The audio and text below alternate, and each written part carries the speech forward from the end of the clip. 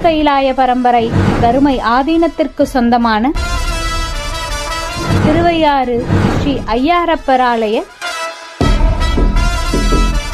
ஆடி அமாவாசை அப்பர் கைலை காட்சி விழா நேரலை.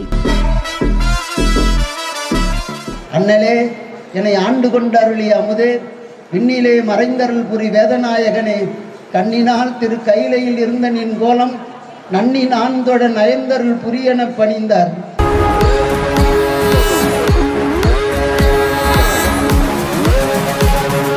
ஜூலை 24, 2025 வியாழக்கிழமை காலை 10 மணிக்கு மேல் தீர்த்தவாரியும் மாலை 6 மணிக்கு மேல் கைலை காட்சி விழாவையும்